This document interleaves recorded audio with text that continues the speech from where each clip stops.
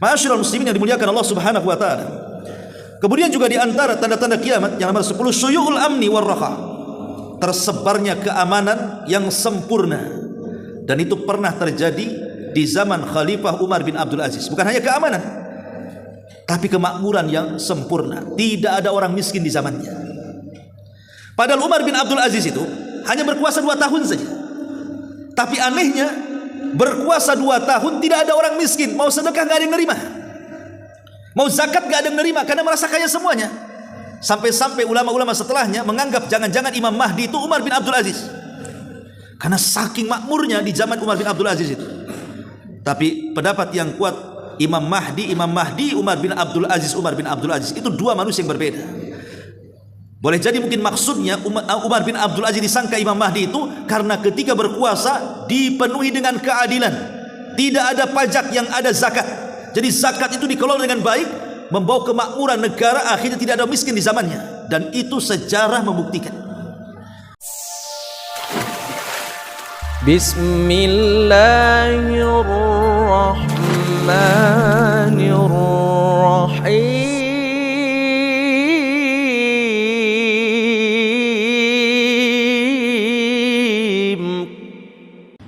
Assalamualaikum warahmatullahi wabarakatuh.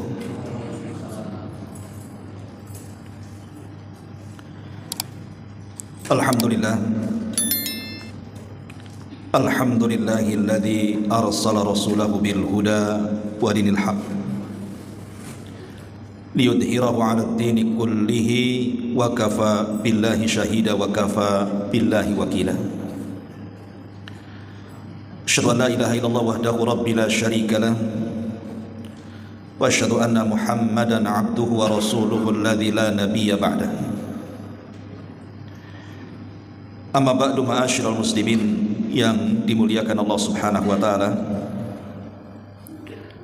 Alhamdulillah, di malam hari ini kembali kita bisa dipertemukan di rumah Allah Subhanahu wa taala.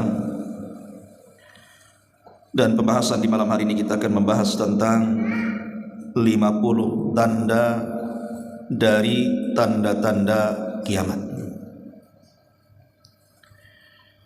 Tentu karena pembahasannya banyak poin, tidak semua tanda-tanda yang dijelaskan Nabi SAW kita jabarkan.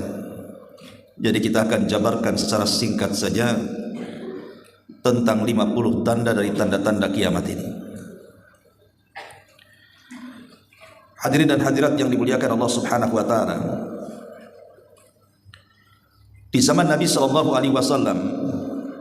ada seorang Arab Badui mendatangi Nabi SAW, di mana Arab Badui ini mengatakan, "Ya Rasulullah, mata sa'ah?" Rasul, kira-kira kapan terjadi kiamat? Sontak pertanyaan ini membuat kaget Nabi SAW, sehingga Rasul tidak mau menjawab. Kemudian Arab Badui ini bertanya kembali sampai 3 kali. Baru Nabi SAW mengatakan, "Manis sa'il?" Siapa tadi yang bertanya? Maka kata Arab Badui, "Saya wahai Rasul." Maka Nabi SAW mengatakan kepada Arab Badui ini, "Wa ma a'dadta laha?" Engkau bertanya soal kiamat itu, apa yang kau siapkan untuk menghadapi hari kiamat? Apakah engkau bertanya soal kiamat ini untuk melihat kehancuran yang nyata? Ketika bintang-bintang dijatuhkan, air laut diluapkan, bumi digempakan, langit digulung dan ada pada genggaman Allah Subhanahu wa taala. Ataukah bertanya soal kiamat itu maksudnya apa? Makanya Nabi SAW mengatakan, "Wa ma a'dadta laha?" Kau bertanya dari tadi soal kiamat, kapan kiamat, apa yang kau persiapkan untuk menghadapi kiamat itu? Maka sahabat ini atau Badui ini mengatakan, "La syai'a ya Rasulullah." Tidak ada yang aku siapkan wahai Rasul. "Walakinni uhibbullaha war rasul." Tapi aku sangat cinta kepada Allah dan Rasulnya. Maka Nabi SAW mengatakan, "Idzan anta ma'aman ahbabta." Kalau begitu engkau akan bersama orang yang kau cintai. Dari pertanyaan Arab Badui kepada Nabi SAW ini bisa kita petik faedah bahwa hampir seluruh para nabi dan rasul itu disibukkan oleh umatnya dengan pertanyaan kapan kiamat. Jadi sejak zaman dulu, zaman Nuh alaihi salam, Nuh ditanya oleh kaumnya kapan kiamat. Ibrahim disibukkan dengan kaumnya dengan pertanyaan kapan kiamat. Nabi Allah Saleh disibukkan dengan kaumnya dengan pertanyaan kapan kiamat. Nabi Syuaib, Nabi Hud, Nabi Sulaiman dan seluruh para nabi, termasuk Nabi kita Muhammad sallallahu alaihi wasallam disibukkan dengan pertanyaan kapan kiamat. Dalam riwayat yang lain, dalam hadis yang panjang dari hadis Jibril alaihi salam yang dikenal sebagai induk hadis dan tercantum dalam kitab Arba'in Nawawi, Jibril yang menjelma orang biasa yang datang menemui Nabi sallallahu alaihi wasallam dengan pakaian yang putih, rambut yang hitam, ketika bertanya kepada Rasul sallallahu alaihi wasallam soal Islam, Rasul menjawab. Ketika bertanya kepada Rasul soal iman, Rasul menjawab. Ketika bertanya kepada Rasul soal ihsan, Rasul menjawab. Tapi ketika bertanya kepada Rasul tentang kapan kiamat, Rasul tidak menjawab. Kenapa Rasul tidak menjawab? Karena Rasul tidak punya pengetahuan soal kapan kiamat. Makanya Nabi SAW membalik soalan itu dengan mengatakan mal mas'ulu anha bi'a'lama minas sa'il. Orang yang ditanya tidak lebih paham dibandingkan orang yang bertanya. Maknanya aku dan engkau wahai Jibril tidak tahu kapan kiamat. Kita harus yakin kiamat. Berfirman di dalam Al-Quranul Karim dalam surah Thaha, Allah mengatakan dalam surah 15-nya, inna sa'ata, itu pasti akan datang dan tidak ada keraguan di dalamnya. Dan Allah juga mengatakan dalam surah Ghafir ayat 59-nya, inna sa'ata la'atiyatun la raiba fiha walakinna aktsaran nasi la yu'minun. Sesungguhnya hari kiamat itu pasti akan datang dan tidak ada keraguan tentangnya.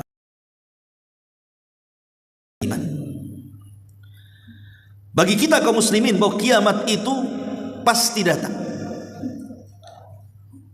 Dan kiamat itu ada dua macam. Ada yang disebut dengan kiamatus sughra, kiamat kecil. Inilah yang Nabi SAW katakan, idza mata ahadukum faqad qamat kiamatuhu. Kalau salah seorang di antara kalian meninggal dunia, maka telah tegak kiamat kepadanya. Dan kiamat kecil ini hadapan kita, bahkan kita mengurus jenazah orang yang mati. Itu yang jelas-jelas pastinya kematian kan. Tapi kiamat besar yang merupakan kehancuran alam semesta itu belum pasti. Maksudnya kapan terjadinya? Pastinya pasti, tapi kapan terjadinya ini sulit diprediksi. Tapi dengan keadilan Allah Subhanahu wa taala, Allah tidak mengirimkan kiamat besar, berikan tanda-tandanya. Inilah yang kita akan bahas tentang tanda-tanda kiamat. Ma'asyiral muslimin yang dimuliakan Allah Azza wa Jalla, ada dua tanda yang disebutkan para ulama. Pertama, tanda-tanda, tentu akan berbeda antara dua tanda ini. Kalau tanda-tanda kiamat kecil ini terkadang muncul lama lagi kemudian tenggelam, nanti muncul lagi lama lagi kemudian tenggelam, dan begitu seterusnya. Tapi kalau tanda-tanda kiamat besar ini sekali muncul tidak mungkin bisa dihalangi. Muncul satu, hilang, datang yang lainnya. Hilang satu, muncul, datang yang lainnya, sampai kiamat dibangkitkan. Baik, kita akan membahas tentang tanda-tanda alamat kecil dulu. Para ulama membagi tanda-tanda kiamat kecil itu ada tiga. Yang pertama, zahara wanqadha, sudah muncul dan berlalu dan tidak mungkin terulang.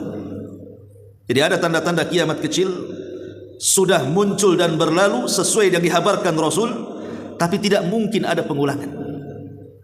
Contohnya umpamanya diutusnya Nabi sallallahu alaihi wasallam, wafatnya Nabi sallallahu alaihi wasallam, wafatnya para sahabat Nabi sallallahu alaihi wasallam. Ini tanda-tanda kiamat kecil. Apakah akan terulang diutusnya Rasul? Tidak, mustahil, karena Nabi kita adalah Nabi akhiruz zaman. Artinya umatnya juga umat akhir zaman. dan tidak ada nabi setelah Nabi sallallahu alaihi wasallam. Muncul dan telah pergi kemunculannya dan tidak akan terulang. Kemudian yang kedua, kemunculannya akan terus muncul sejak zaman kemunculannya sampai hari ini, bahkan sampai kiamat dibangkitkan. Jadi ada tanda-tanda kiamat itu akan muncul terus setiap zamannya. Contohnya umpamanya banyaknya gempa, kemudian juga amanah yang dicabut, kemudian juga diangkatnya ilmu dan menyebarnya kejahilan. Ini akan terus ada. Tapi di sana ada tanda-tanda kiamat kecil yang belum muncul, dan itu terbagi menjadi dua. Kemunculannya sebelum datang tanda-tanda kiamat besar, atau terjadi di sela-sela ketika terjadi tanda-tanda kiamat besar. Jadi tanda-tanda kiamat kecil yang belum muncul itu bisa saja terjadi sebelum datangnya tanda-tanda kiamat besar, atau di sela-sela tanda-tanda kiamat besar muncul, tanda-tanda kiamat kecil ada di situ. Contohnya umpamanya sebelum tanda-tanda kiamat besar muncul, menghijaunya tanah jazirah Arab belum terjadi. Kemudian juga mengeringnya sungai Efrat belum terjadi, tapi pasti terjadi dan akan terjadi.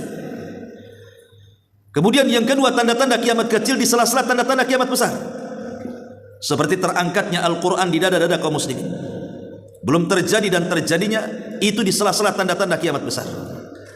Atau Ka'bah yang dihancurkan sehingga diambil pembendaharaannya oleh seorang laki-laki yang bernama Dzu Suwaiqataini yang berasal dari negeri Habasyah.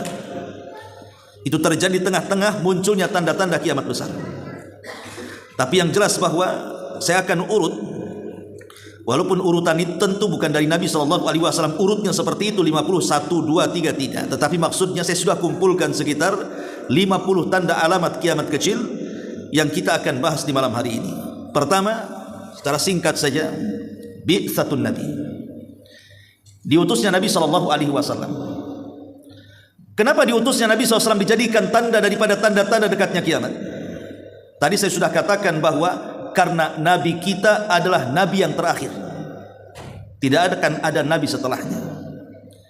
Makanya ketika para ulama membahas tentang kenapa putra-putra Rasul meninggal di waktu bayi, kenapa tidak dibiarkan hidup sampai dewasa saja?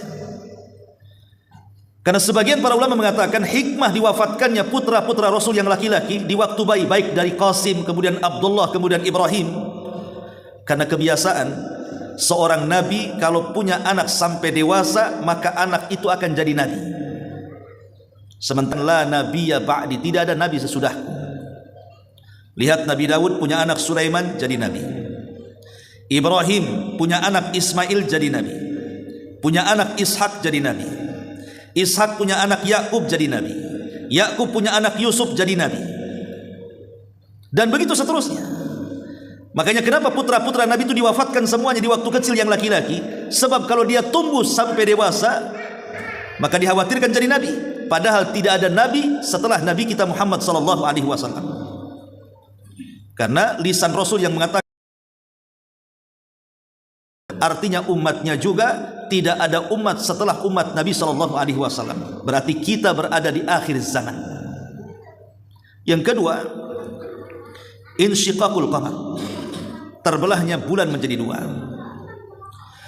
Di zaman para sahabat atau di zaman Nabi SAW, orang-orang musyrik ini mendatangi Nabi SAW dan berjanji akan beriman kalau Rasul menampakkan mukjizatnya. Akhirnya Rasul bertanya, apa yang kalian kehendaki? Tiba-tiba di luar dugaan mereka meminta perkara yang aneh, di mana Rasul diminta untuk membelah bulan menjadi dua. Tetapi Rasul tidak menyangkalnya. Rasul berdoa kepada Allah Subhanahu wa taala dan Allah kabulkan. Kemudian Rasul disuruh oleh Allah mengisyaratkan dengan jarinya ke bulan. Tiba-tiba betul-betul bulan itu terbelah jadi dua. Yang belahannya tetap di atas, yang potongannya ke bawah, persis di atas bukit Abi Kubais. Dan semua melihatnya. Tetapi karena orang-orang musyrik ini selalu buat perkara, mulailah mereka menyangka bahwa Rasul sedang memainkan sihir. Kalau begitu tunggu mereka melihat bulan terbelah dua dari arah Syam, ataukah cukup kami saja di sini? Kalau cukup kami saja yang melihat, berarti ini sihir yang dimainkan Muhammad. Tapi kalau memang mereka juga melihat, ini benar-benar mukjizat. Setelah kemudian menunggu orang-orang Syam datang, setelah datang mereka bertanya, apakah di hari itu engkau melihat bulan terbelah? Kata para kafilah dagang, mereka mengatakan, ya, kami melihat bulan terbelah. Pertanyaannya, apakah mereka beriman? Tidak. Orang-orang kafir tidak beriman, padahal mereka janji akan beriman, kan? Justru mereka menganggap Rasul itu sahir, tukang sihir. Dari sini Allah turunkan, iqtarabatis sa'atu wansyaqqal qamar. Telah dekat hari kiamat dengan terbelahnya bulan menjadi dua. Kemudian yang ketiga, wafatun Nabi sallallahu alaihi wasallam. Wafatnya Nabi. Itu menjadi tanda dari dekatnya hari kiamat. Termasuk wafatnya para sahabat Nabi sallallahu alaihi wasallam juga termasuk tanda dari tanda-tanda dekatnya hari kiamat. Termasuk tahrir Baitul Maqdis, pembebasan Baitul Maqdis. Dan ini pernah terjadi di zaman siapa? Di zaman Umar. Di zaman Umar bin Khattab menjadi khalifah, pasukan kaum muslim berhasil mencengkram Persia dan menaklukkan Baitul Maqdis ke tangan kaum muslim. Dan kala itu Baitul Maqdis yang memegang bukan Yahudi, tapi Nasrani. Ya, Rasul berhasil menghancurkan imperium Nasrani yang menguasai Baitul Maqdis, karena ketika itu Baitul Maqdis dikuasai oleh Romawi. Maka kemudian Umar pun berhasil merebutnya. Dan itu sejarah, ya. Umar berhasil merebut Baitul Maqdis tanpa ada peperangan. Jadi mereka mengalah dan menyerah, kemudian akan memberikan kunci Baitul Maqdis dengan syarat yang mengambil kunci itu harus orang yang tercantum dalam Taurat, ciri-cirinya. Banyak para sahabat yang kemudian datang hendak mengambilnya, tapi ditolaknya semuanya karena tidak ada ciri-cirinya. Tapi ketika Umar bin Khattab radhiyallahu anhu datang dari kota Madinah menuju Palestina, tiba-tiba orang-orang mengatakan ciri-cirinya persis seperti yang dalam kitab kami. Makanya kemudian mereka memberikan kunci itu kepada Umar ibn Khattab radhiyallahu anhu. Sejak itu Baitul Maqdis di tangan kaum muslimin. Walaupun belakangan dikuasai lagi orang-orang Nasrani dan direbut oleh Salahuddin Al-Ayyubi. Kemudian Baitul Maqdis tumbang lagi dan sampai hari ini dikuasai orang-orang Yahudi. Tentu karena permainan Inggris dan Amerika saat perang dunia pertama dan dunia kedua. Intinya bahwa ketika terbebaskannya Baitul Maqdis di tangan kaum muslimin, walaupun kemudian terkadang bebas, terkadang dicengkram, terkadang bebas, kemudian dicengkram lagi oleh musuhnya, itu sebagai tanda dari tanda-tanda kiamat. Kemudian juga mutan. Mutan itu kematian mendadak dengan jumlah yang banyak. Itu pernah terjadi di zaman Umar bin Khattab radhiyallahu anhu saat meruntuhkan Persia. Ada satu kota namanya Amwas. Tiba-tiba di kota namanya Amwas itulah terjadi wabah yang disebut dengan taun. Satu kota meninggal dunia, ratusan para sahabat meninggal karena wabah. Bukan sahabat biasa, sahabat mulia-mulia. Mu'adz bin Jabal, satu keluarga mati dengan wabah. Coba bayangkan, Mu'adz bin Jabal, Abu Ubaidah ibnul Jarrah, itu sahabat-sahabat mulia meninggal karena wabah. Tetapi Nabi SAW pernah mengatakan, kalau taun itu menimpa umat terdahulu, maka itu dijadikan azab oleh Allah Azza wa Jalla. Tapi kalau taun menimpa kaum muslimin, maka itu bagian daripada rahmat. Siapa yang meninggal karena taun dianggap syahid. Sehingga kemarin waktu corona, terjadi corona sehingga banyak yang meninggal dari kaum muslimin. Apakah bisa dikiaskan dengan taun ataukah tidak? Banyak para ulama yang berbicara soal ini. Ada yang mengatakan bahwa corona tidak sama dengan taun, ada yang mengatakan sama dengan taun, wallahu a'lam. Tapi yang jelas bahwa kalau seandainya ada orang yang beriman, taat kepada Allah, memiliki akidah lurus, kemudian dia meninggal karena terserang taun, kita hanya berdoa mudah-mudahan mati syahid. Karena tidak boleh kita ini menjazam, mengklaim orang itu mati syahid kecuali ada dalilnya. Di mana Rasul mentakyin seseorang yang tidak ditakyin, jangan ditakyin, cukup kita katakan mudah-mudahan. Begitu bahasanya. Masyaallah muslimin yang dimuliakan Allah Azza wa Jalla. Jadi mutan ini kematian mendadak dengan jumlah yang besar. Itu terjadi di zaman Umar bin Khattab. Ribuan bahkan puluhan ribu nyawa di kota Amwas. Makanya taunnya disebut taun Amwas. Kemudian juga munculnya berbagai macam fitnah. Maksudnya fitnah ini adalah peperangan dalam Islam. Di antaranya adalah fitnah yang menimpa kaum muslimin di zaman itu. Pertama, terjadinya perang Jamal. Yang kedua, terjadinya perang Siffin. Yang ketiga, munculnya kaum Khawarij dan fitnah perkataan bahwa Al-Quran adalah makhluk. Ketika zaman Umar bin Khattab radhiyallahu anhu, Umar mengumpulkan para sahabat, kemudian bertanya soal fitnah. Di tengah-tengah para sahabat itu ada Hudzaifah bin Yaman, dan sahabat Hudzaifah bin Yaman itu adalah sirrun Nabi, pemegang rahasia Nabi. Banyak bertanya soal fitnah yang tidak ditanyakan para sahabat. Sehingga ketika Umar bin Khattab radhiyallahu anhu bertanya soal fitnah yang datangnya bagaikan gelombang lautan yang tidak bisa dihentikan, sahabat tidak ada yang tahu tentang hadis itu kecuali Hudzaifah. Kata Hudzaifah bin Yaman, iya, akan terjadi fitnah dan itu tidak akan bisa dihentikan sampai kiamat. Tetapi selama pintunya masih utuh, fitnah itu tidak mungkin terbuka. Umar ketika itu heran, apa yang dimaksud pintu itu wahai Hudzaifah?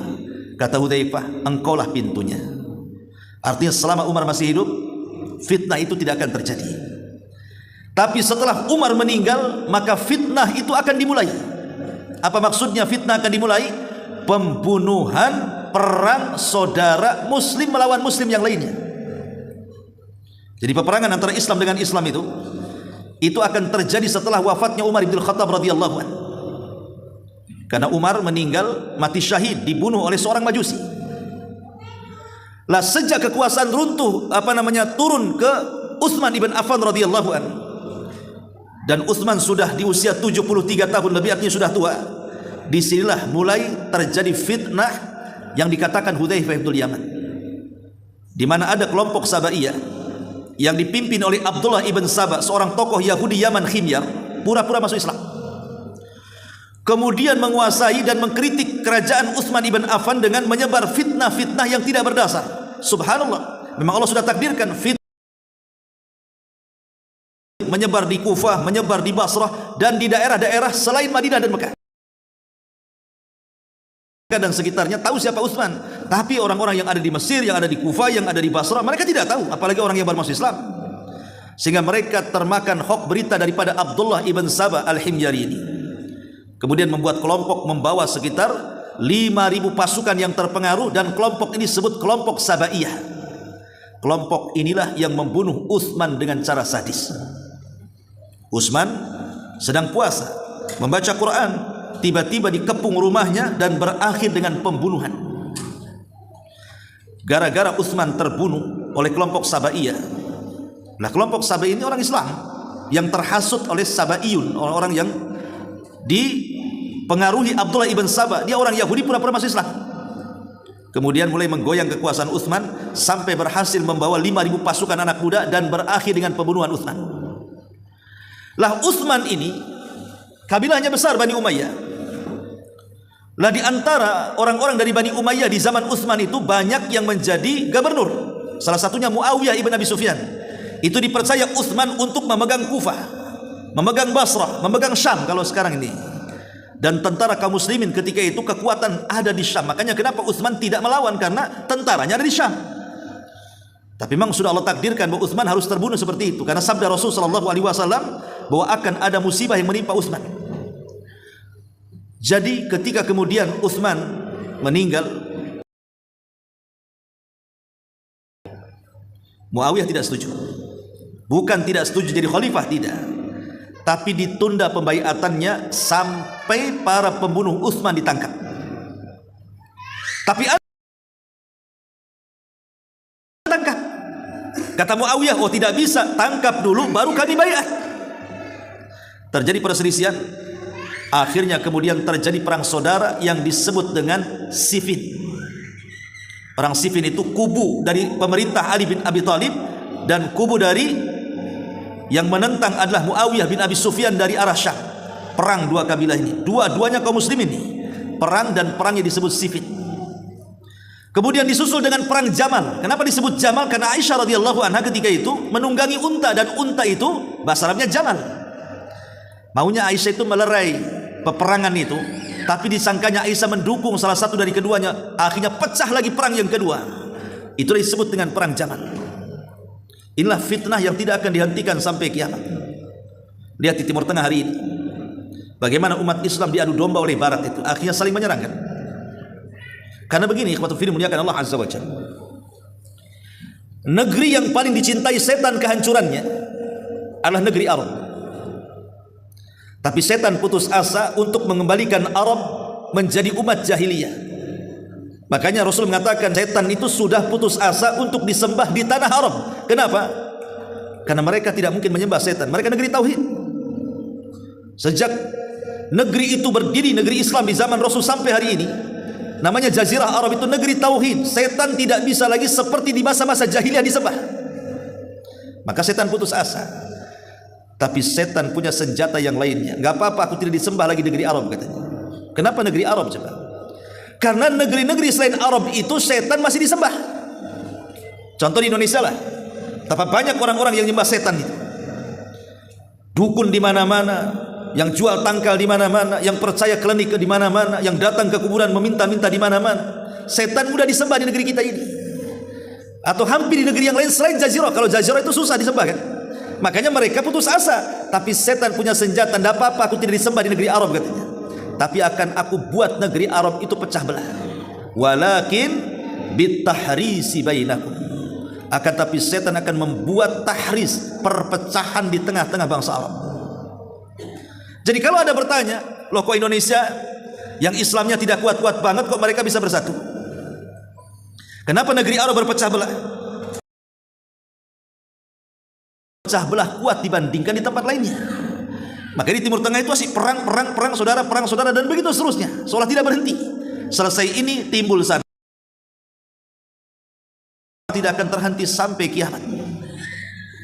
Ma'asyiral muslimin yang dimuliakan Allah Subhanahu wa taala, maka fitnah ini pasti terjadi. Kemudian di antara tanda-tanda kiamat yang lain adalah iddia'un nubuwah, banyaknya orang yang mengaku nabi. Di zaman Rasul sudah ada orang ngaku nabi, tapi di akhir-akhir sebelum wafatnya Nabi, periode Madinah maksudnya. Kalau periode Mekah nggak ada orang berani ngaku nabi. Nabi aslinya saja dimusuhi, mau ngaku nabi pula kan begitu. Nabi yang aslinya saja diserang, mau dibunuh, makanya tidak berani orang ngaku nabi periode Mekah itu. Munculnya orang-orang yang ngaku nabi itu setelah Rasul sudah detik-detik mau meninggal. Ketika kemudian Mekah sudah dikuasai, Madinah sudah dikuasai, dan kabilah-kabilah sekitar dikuasai, kemudian Rasul dihormati, Rasul dihargai, Rasul diagungkan, maka orang-orang dari kabilah jauh dari Yaman berpikir enak juga jadi nabi ini. Dia tidak tahu prosesnya. Taunya setelah Mekah dan Madinah dikuasai, orang-orang menghormati nabi, oh pengen juga lah aku jadi nabi. Mulailah di sini bermunculan nabi palsu di akhir-akhir hayat nabi. Muncullah Musailamah al-Kadzdzab dari Yamamah. Muncullah Al-Aswad Al-Ansi dari Yaman. Muncullah Tulaihah. Muncullah Sajah bintul Harith. Tetapi ada yang diperangi sampai mati. Dan Al-Aswad Al-Ansi, ada juga yang tobat kemudian baik Islamnya seperti Tulaihah dan Sajah bintul Harith. Tapi kata Rasulullah, orang-orang yang ngaku nabi itu akan senantiasa ada. Akan senantiasa ada. Dajjaluna kadzabun, dajjal pendusta mengaku nabi itu akan senantiasa ada. Saya pikir orang Timur Tengah saja yang ngaku nabi, orang berhidung pesek saja ngaku nabi. Indonesia kan banyak orang ngaku nabi kan. Mulai dulu di Jawa Barat ada Cecep ngaku nabi, syahadatnya asyhadu anna Cecep Rasulullah. Ahmad Musaddiq ngaku nabi, asyhadu an la ilaha illallah wa anna Ahmad Musaddiq Rasulullah, katanya. Banyak orang ngaku nabi kan di negeri kita ini. Tapi sebagaimana pepatah Arab, likulli saqitin laqit, setiap ada benda yang jatuh ada yang mungut. Seolah-olah sesesat apapun ajaran orang yang diajarkan di Indonesia ini, pasti ada pengikutnya sedikit atau banyak. Baik pengikutnya di alam nyata atau di alam gaib seperti netizen ya. Pokoknya di negeri kita ini sesesat apapun mesti ada pengikutnya. Masyaallah muslimin yang dimuliakan, itu menunjukkan keroposnya akidah tuh. Tapi orang yang ngaku nabi itu akan senantiasa ada, dan ini tanda-tanda kiamat. Kemudian juga zuhurul khawarij, munculnya khawarij. Kan paham terorisme dalam Islam. Dan itu terjadi sejak khilafah Ali radhiyallahu anhu. Jadi munculnya orang Khawarij itu di zaman kekhalifahan Ali. Karena cikal bakalnya dari pasukan Ali. Sekitar 12.000 orang keluar dari pasukan Ali karena merasa peperangan melawan Muawiyah tiba-tiba dihentikan dan didamaikan. Jadi orang-orang Khawarij ini, buat apa wahai Ali kau memerangi Muawiyah? Kalau mereka memang kafir, kenapa kita tidak habis-habisan saja perang? Kalau mereka muslim, kenapa kita menyerang muslim? Akhirnya mereka keluar. Tetapi Abdullah bin Abbas meminta izin kepada Ali untuk menyadarkan mereka. Akhirnya disadarkan, tinggal beberapa ribu. Itulah yang menjadi cikal bakal Khawarij sejak zaman itu sampai hari ini, bahkan sampai kelak di akhir zaman sisa-sisa Khawarij mengikuti Dajjal. Lalu apa firqah Khawarij itu?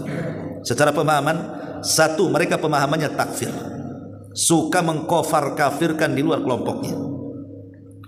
Berawal dengan takfir, mulailah kemudian mereka melakukan pembunuhan atas nama kafir. Lihat para teroris hari ini, mereka menganggap negara kita ini negara togut. Kenapa? Karena tidak berhukum dengan hukum Allah, sehingga negaranya negara togut. Berarti presidennya togut, menteri-menterinya togut, polisi dan tentaranya togut. Maka siapa yang mati membela mereka, mati di atas togut katanya. Akhirnya berawal dari pengkafiran, berakhir dengan pengeboman.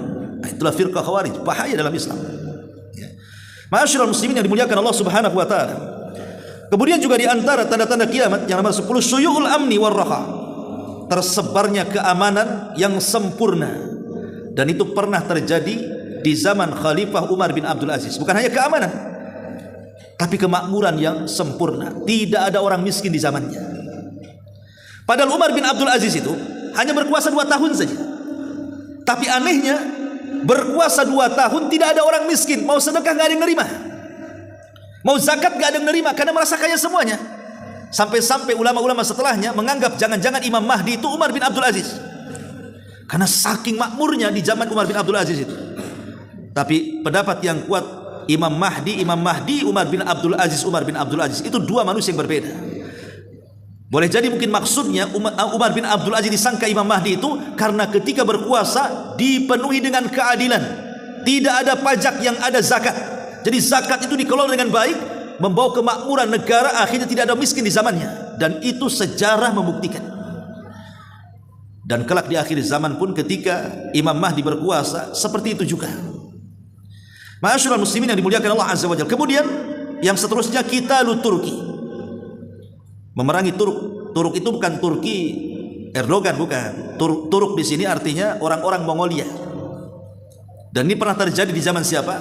Di zaman Syekhul Islam Ibn Taimiyah, melawan orang-orang Tatar, Mongol. Ya. Dan ini tanda dari tanda-tanda kiamat.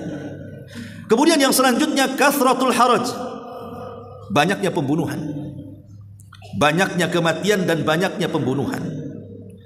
Sampai-sampai pembunuhan itu kata Nabi SAW, al-qatil la yadri fima qatal, wal maqtul la yadri fima qutil. Orang yang membunuh bingung kenapa dia bisa membunuh, orang yang dibunuh makin bingung kenapa dia bisa dibunuh. Orang yang dibunuh makin bingung kenapa aku bisa terbunuh gitu. Karena bunuh-membunuh di akhir zaman itu bukan ada alasan yang tepat. Gara-gara faktor ketersinggungan, bertengkar, akhirnya bunuh-bunuhan. Gara-gara faktor rebutan warisan, akhirnya bunuh-bunuhan. Gara-gara faktor lahan sejengkal, 2 jengkal, sekapling, 2 kapling, rebutan, akhirnya bunuh-bunuhan. Coba bayangkan, bunuh-membunuh itu seolah-olah apa? Mudah di akhir zaman ini kan. Tawuran anak-anak geng motor, akhirnya bunuh-bunuhan. Tawuran anak-anak SMA, anak-anak STM, akhirnya bunuh-bunuhan. Coba sekarang ini apa alasan orang membunuh coba? Islam mengatakan la yahillu damu mri'in muslim illa bi ihda thalathin, al-thayyibu zani, wan nafsu bin nafsi, wat tariku lidinih al-mufariq lil jamaah. Tidak halal meneteskan darah seorang muslim kecuali karena 3 perkara. Pertama, orang yang sudah menikah kemudian zina, maka dirajam sampai mati. Yang kedua, orang yang membunuh boleh dibunuh sebagai kisos. Yang ketiga, orang murtad bisa dipenggal kepalanya. Ma'asyiral muslimin, kalau pembunuhannya secara syar'i tidak ada masalah, karena pembunuh harus dibunuh kan. Sekarang pembunuhan di mana-mana ini faktornya apa? Urusan dunia. Hari-hari loh kita ini melihat ada orang dibunuh itu. Ingat ketika kita mendengar ada pembunuh berantai dulu.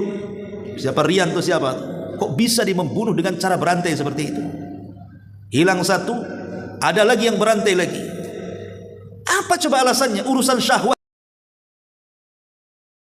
Orang yang membunuh tidak tahu kenapa dia bisa membunuh, orang yang dibunuh lebih bingung kenapa bisa dibunuh. Karena pembunuhannya sudah tidak lagi ada alasan syar'i, seolah-olah nyawa manusia itu ringan bagi dia. Naudzubillah. Kemudian banyaknya kematian mendadak, mautul faj'ah, kematian mendadak. Di zaman Rasul kematian di jalan itu jarang, ya kawan. Karena tidak mungkin penunggang unta nabrak penunggang kuda. Karena di zaman itu kan belum ada mobil, belum ada motor, apalagi sampai tronton yang gede-gede itu kan nggak ada di zaman Nabi. Makanya kecelakaan sedikit di zaman Nabi. Tidak ada orang mati di jalan. Karena kalau unta nabrak unta pun tidak separah tronton nabrak motor, kan begitu ya. Tapi di zaman sekarang coba, antum keluar hati-hati dengan motor. Motornya crash keluar dari dealer, artinya remnya masih oke, bannya masih oke, mesinnya masih oke, simpunya, tapi bukan antum yang nabrak, antum ditabrak. Mau hati-hati salah, mau ngebut-ngebutan salah di jalan itu. Kalau tidak nabrak, ditabrak orang. Bahkan sekarang kalau kita lihat sensus kematian itu, sekarang lebih banyak anak muda yang mati dibandingkan orang tua, kan? Kalau zaman dulu orang tua banyak mati ya. Tapi zaman sekarang anak muda yang banyak mati. Narkoba. Kakek-kakek nengok narkoba.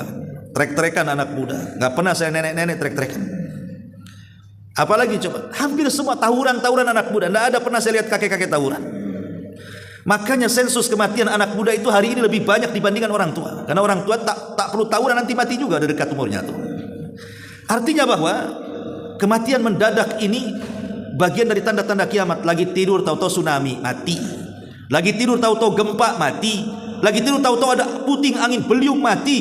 Tahu-tahu banjir mati. Macam-macam sekarang orang mati mendadak itu. Dan ini tanda-tanda kiamat. Yang kita khawatirkan adalah mati mendadak dan tidak sempat taubat. Itu masalahnya. Kemudian juga adalah mengekor dan tasyabuh kepada umat-umat sebelum Islam. Maksudnya Yahudi dan Nasrani. Sekarang kita akan menghadapi ulang tahun di luar Islam. Ada Natal, ada Hari Raya.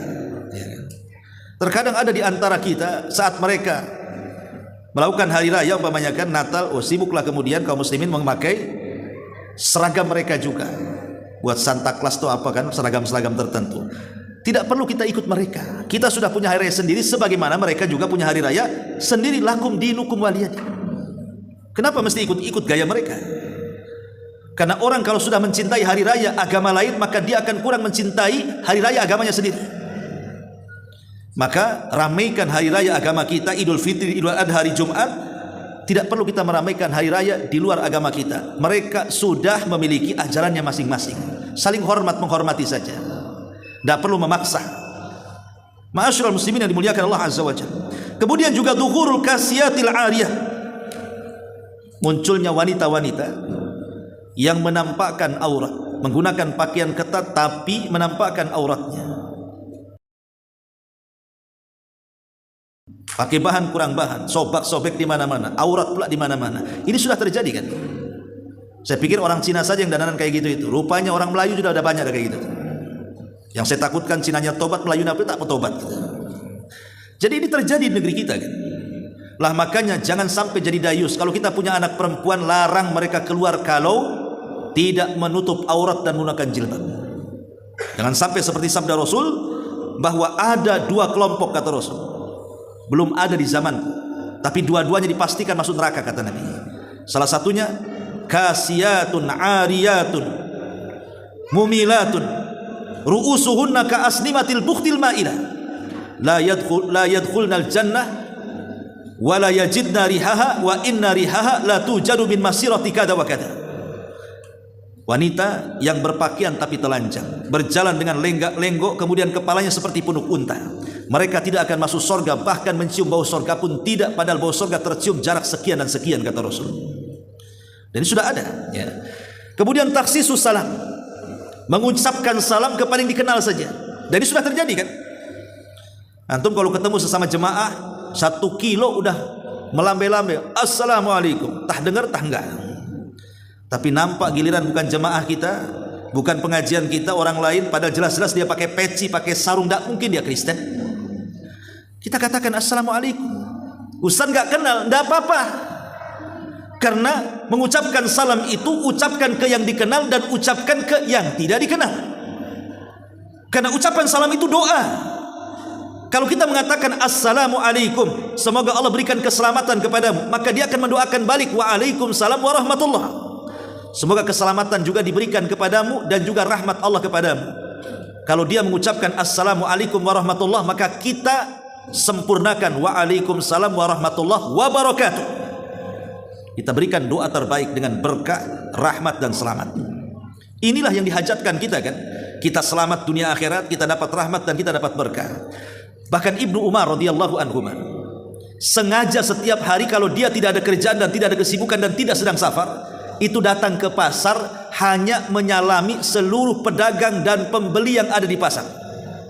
Assalamualaikum, waalaikumsalam, assalamualaikum, assalamualaikum, assalamualaikum. Bayangkan kalau satu pasar itu 200 orang, berarti dia mengucapkan assalamualaikum 200 kali itu.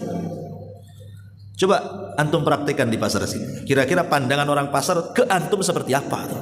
Tiap hari masuk pasar, nggak beli, ngucapin salam saja. Nggak mau beli, cik, tak, salam saja, assalamualaikum. Nanti gitu juga, terus nanti besok itu lagi. Kira-kira seminggu antum melakukan seperti itu, apa kata orang pasar? Dia bilang ODGJ mungkin kan. Padahal ini kan sunnah sahabat. Ibnu Umar melakukan seperti itu, menyebarkan salam kan.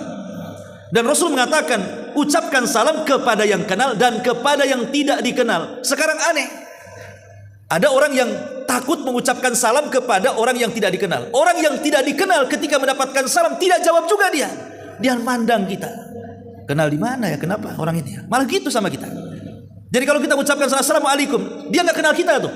Ada yang nggak mau jawab itu, malah kita pula dipandang dia. Emang kamu kenal saya di mana? Sok akrab katanya. Karena apa? Antara orang yang dilempari salam dengan orang yang melempar salam itu memang sudah hilang sunnah Rasul bahwa salam itu harusnya disampaikan kepada yang dikenal dan yang tidak dikenal harusnya. Itu tanda-tanda kiamat masalahnya. Ya. Maka kalau bisa hidupkan salam di Tanjung Uban ini. Kemudian su'ut tijarah, buruknya perniagaan. Betapa banyak orang-orang yang mengurang-urang takaran, mengurang-urang timbangan, mengurang-urang meteran dan juga curang dalam dagang. Maka Allah mengatakan wailul lil mutaffifin, celaka bagi orang-orang yang mengurang-urang takaran. Kalimat wail dalam surah Al-Mutaffifin itu wailun lil mutaffifin. Neraka wel itu sebuah nama lembah di dalam jahanam. Disebut wel dalam bahasa Arab. Kok bisa orang yang mengurang-urang takaran dalam jualan kok terancam dengan lembah di mana jahanam dukuh umpamanya. Antum beli 1 kilo, kemudian saya kurangi 5 butir, kurangi begitu. Pertanyaannya, yang 5 butir kalau kita makan kenyang atau tidak? Tidak kenyang.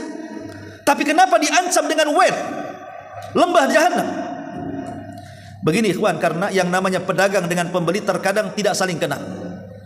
Boleh jadi pedagang dan pembeli itu mereka anak yatim, mereka orang miskin, mereka orang-orang yang tidak memiliki harta banyak. Sehingga ketika membeli kemudian kita kurang-kurangi takarannya, berarti kita mengambil hak orang miskin, mengambil hak anak yatim, mengambil hak orang lain. Makanya kenapa pedas sekali Allah mengatakan wailun lil mutaffifin, neraka wel bagi orang-orang yang suka mengurang-urang takaran dan timbangan. Dan itu su'ut tijarah, bagian daripada tanda-tanda kiamat. Kemudian musyarakatul mar'ati fit tijarah. Musyarakatul sudah selesai Isya ya. Baik, kita lanjutkan pada Isya. Enggak apa-apa. Boleh. Siap. Lanjut pada Isya atau azan lanjut? Habis Isya saja. Siap. Baik.